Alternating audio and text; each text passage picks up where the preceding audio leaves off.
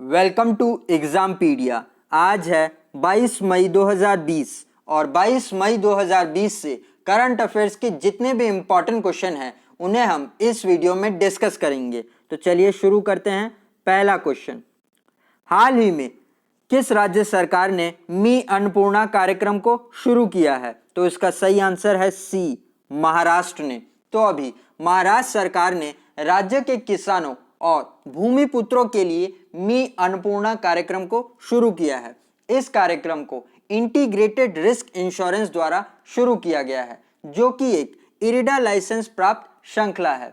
मी अन्नपूर्णा कार्यक्रम के तहत आजीविका और व्यापक जुड़ाव के 3 महत्वपूर्ण पहलों को जोड़ा गया है, जो कि हैं एक्सपर्टीज, एंगेजमेंट और एंटाइटलमेंट, जिसमें कृषि और संबंधित गतिविधियों से जुड़े किसानों और अन्य व्यक्तियों के आय की निरंतरता के लिए स्थायी कार्यक्रम के निर्माण में उनकी आय का एक बड़ा हिस्सा फिर से निवेश किया जाएगा, जिससे कि वह काम फिर से शुरू किया जा सके।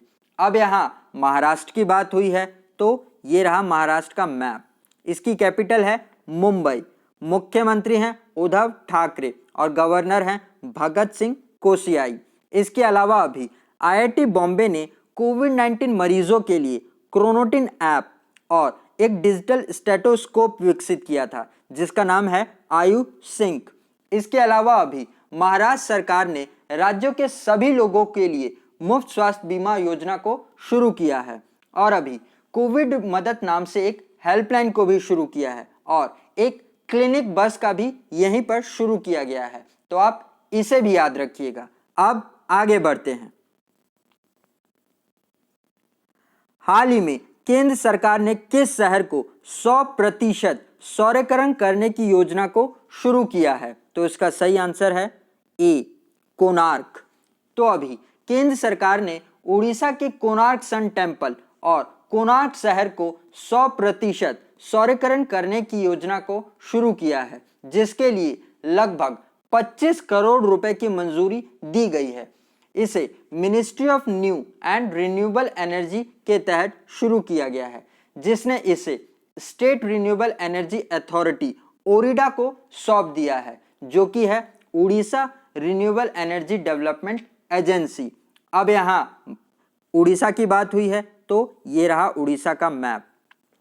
इसकी मुख्य कैपिटल है भुवनेश्वर, जिसको स्पोर्ट्स कैपिटल ऑफ इंडिया भी कहा जाता है। मुख्यमंत्री हैं नवीन पटनायक और गवर्नर हैं गणेशी लाल। और अभी उड़ीसा हाईकोर्ट के नए चीफ जस्टिस बने हैं मोहम्मद रफीक। इसके अलावा अभी भारतीय रेलवे ने अपना पहला वेस्ट टू एनर्जी प्लांट को उड़ीसा में ही खोला है और अभी उड़ीसा के वेलर द्वीप का नाम बदलकर एपीजे अब्दुल कलाम द्वीप रख दिया गया है। और अभी उड़ीसा के कोणार्क सन टेम्पल, जिसे ब्लैक पकोड़ा टेम्पल भी कहा जाता है, और गुजरात के स्टैच्यू ऑफ यूनिटी को आइकॉनिक साइट में शामिल किया जाएगा। तो इसे भी आप जरूर याद रखिएगा। और गाइस, अगर ये वीडियो आपको अच्छा लग रहा है और आपके आने वाले एग्जाम के लिए हेल्पफुल है, तो इसे लाइक और अपने फ्रेंड्स के साथ शेयर जरूर करिएगा। और अगर आप इस वीडियो को पहली बार देख रहे हैं, तो इस चैनल को सब्सक्राइब जरूर कर लीजिएगा वीडियो की नोटिफिकेशन के लिए।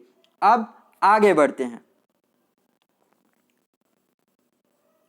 हाल ही में WHO के कार्यकारी बोर्ड के अध्यक्ष के रूप में किसे नियुक्त किया गया है? तो इनका नाम है बी, डॉक्टर हर्षवर्धन को। तो अभी भारत को 3 साल के लिए WHO के कार्यकारी बोर्ड में शामिल किया गया है और भारत के स्वास्थ्य मंत्री डॉक्टर हर्षवर्धन जी को WHO के कार्यकारी बोर्ड का अध्यक्ष नियुक्त किया गया है और इस रूप में इनका काम WHO के नीतियों और निर्णयों को प्रभावी बनाना है और इन्हें सलाह भी देना है। अब WHO के बारे में जान लेते हैं। तो इसकी स्थापना 7 अप्रैल 1948 को हुई थी। तभी हम 7 अप्रैल को वर्ल्ड हेल्थ ऑर्गेनाइजेशन डे भी मनाते हैं और इसका हेडक्वार्टर जिनेवा स्विट्जरलैंड में है और इसके हेड हैं टेड्रोस एड्नोम। तो आप इनका भी नाम जरूर याद रखिएगा। अब आगे बढ़ते हैं। हाल ही में किस राज्य सरकार ने राज्य के युवाओं को प्रोत्साहित करने के लिए स्टार्टअप फंड लॉन्च किया है? तो इसका सही आंसर है बी, उत्तर प्रदेश ने। तो अभी उत्तर प्रदेश के मुख्यमंत्री योगी आदित्यनाथ जी ने राज्य के युवाओं को प्रोत्साहित करने के लिए उत्तर प्रदेश स्टार्टअप फंड को शुरू किया है, जिसके लिए मुख्यमंत्री योगी आदित्यनाथ जी ने सिडबी बैंक को 15 करोड़ रुपए की पहली किस्त सौंप दी है, जिससे आने वाले समय में राज्य के युवाओं के लिए रोजगार के अवसर को पैदा किया जाएगा। अब यहाँ उत्तर प्रदेश की बात हुई है, तो ये रहा उत्तर प्रदेश का मैप। इसकी कैपिटल है लखनऊ, जो कि गोमती नदी के किनारे स्थित है, और हमारे रक्षा मंत्री राजनाथ सिंह, उनकी कंस्टिट्युएंसी भी लखनऊ ही है। मुख्यमंत्री योगी आदित्यनाथ हैं, गवर्नर आनंदीबेन पटेल है। इसके अलावा अभी उत्तर प्रदेश का king George medical hospital Bharat का पहला सरकारी अस्पताल बना है प्लाज्मा थेरेपी का इस्तेमाल करने वाला, और कोरोना वायरस की पूल टेस्टिंग करने वाला भी पहला राज्य उत्तर प्रदेश ही है, और कोविड-19 के मरीजों के लिए वेंटिलेटर वाले बेड की सुविधा देने वाला भी पहला राज्य उत्तर प्रदेश ही है, और जियो टैग किचन को भी यहीं पर शुरू किया गया है। तो आप इसे भी याद रखिएगा। अब आगे बढ़ते हैं। हाल ही में किस राज्य ने सुकून कोविड-19 बीट द स्ट्रेस नामक एक नई पहल को शुरू किया है? तो इसका सही आंसर है सी, जम्मू और कश्मीर ने। तो अभी जम्मू और कश्मीर के information and public relation department ने लॉकडाउन के साइकोलॉजिकल प्रभाव को कम करने के लिए सुकून कोविड-19 बीट द स्ट्रेस नामक एक नए कार्यक्रम को शुरू किया गया है, जो कि हर मंगलवार रात को 9 बजे दूरदर्शन कश्मीर चैनल पर प्रकाशित किया जाएगा। इसे कार्यक्रम का उद्देश्य लोगों के मानसिक स्तर को फिट रखना है। अब यहाँ जम्मू कश्मीर की बात हुई है, तो ये रहा जम्मू कश्मीर का मैप। इसके लेफ्टिनेंट जनरल हैं गिरीश चंद्र मुर्मू, और जम्मू कश्मीर हाईकोर्ट के चीफ जस्टिस हैं गीता मित्तल, जो कि पहली चीफ जस्टिस हैं जम्मू कश्मीर हाईकोर्ट की, और जम्मू कश्मीर हाईकोर्ट में पहले जस्टिस हैं जिन्होंने भारत के संविधान की शपथ लेके अपना कार्यकाल संभाला है। उनका नाम है राजेश ओसवाल। और अभी जम्मू कश्मीर के सिटी चौक का नाम बदलकर भारत माता चौक रख दिया है, और एक सिटी रोड सर्कुलर चौक का नाम बदलकर अटल चौक रख दिया गया है। तो आप इसे भी याद रखिएगा। अब आगे बढ़ते हैं। हाल ही में किस राज्य सरकार ने दीदी वाहन सेवा शुरू की है? तो इसका सही आंसर है बी, मध्य प्रदेश ने। तो अभी मध्य प्रदेश सरकार ने झाबुआ जिले से ग्रामीण महिलाओं के सुरक्षित डिलीवरी के लिए दीदी वाहन सेवा को शुरू किया है, जिसमें उन महिलाओं के डिलीवरी के समय मुफ्त में गाड़ी की व्यवस्था की जाएगी। अब यहाँ मध्य प्रदेश की बात हुई है, तो ये रहा मध्य प्रदेश का मैप।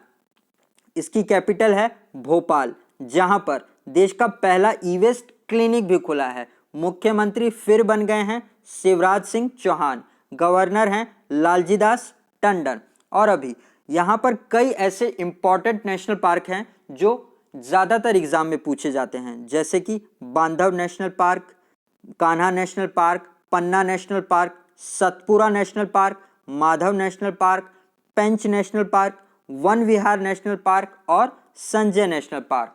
इसके अलावा अभी संजीवनी वाहन कोविड कल्याण योजना को भी मध्य प्रदेश में ही शुरू किया गया है, और चरण पादुका पहल, जीवन अमृत योजना, जीवन शक्ति योजना को भी मध्य प्रदेश में ही शुरू किया गया है, और भारत में पहली बार FIR आपके द्वार को भी मध्य प्रदेश में ही शुरू किया गया है, और मध्य प्रदेश के इंदौर शहर को कोविड-19 से बचने के लिए ड्रोन से सैनिटाइज किया गया था। और अभी मानव और शहरी मामलों के मंत्रालय द्वारा जारी की गई कचरा मुक्त शहर की सूची में इंदौर शहर को 5 स्टार रेटिंग दी गई है। तो आप इसे भी याद रखिएगा। अब आगे बढ़ते हैं। हाल ही में किस मंत्रालय ने इग्नू के ऑनलाइन एमए हिंदी कार्यक्रम को शुरू किया है? तो इसका सही आंसर है बी, मानव संसाधन विकास मंत्रालय ने। तो अभी मानव संसाधन विकास मंत्री रमेश पोखरियाल निशंक ने हिंदी भाषा को बढ़ावा देने के लिए इग्नू से ऑनलाइन एमए इन हिंदी कार्यक्रम को शुरू किया है। इसी के साथ में रमेश पोखरियाल निशंक ने सीबीएसई के लिए 3 हैंडबुक्स को लॉन्च किया है, जिसका नाम है पहला साइबर सेफ्टी हैंडबुक, दूसरा in pursuit of excellence a handbook for principal, तीसरा 21st सेंचुरी स्किल्स। तो आप इन किताबों का भी नाम जरूर याद रखिएगा। अब आगे बढ़ते हैं। हाल ही में विश्व बैंक के मुख्य अर्थशास्त्री के रूप में किसे नियुक्त किया गया है? तो इनका नाम है ए, कार्मेन रिनहार्ट को। तो अभी वर्ल्ड बैंक ग्रुप ने कार्मेन रिनहार्ट को अपना नया उपाध्यक्ष और मुख्य अर्थशास्त्री नियुक्त किया गया है। कार्मेन रिनहार्ट ये वर्तमान समय में आईएमएफ और the New York federal reserve bank की एडवाइजरी बोर्ड की सदस्य भी हैं। तो आप इनको भी याद रखिएगा। अब आगे बढ़ते हैं।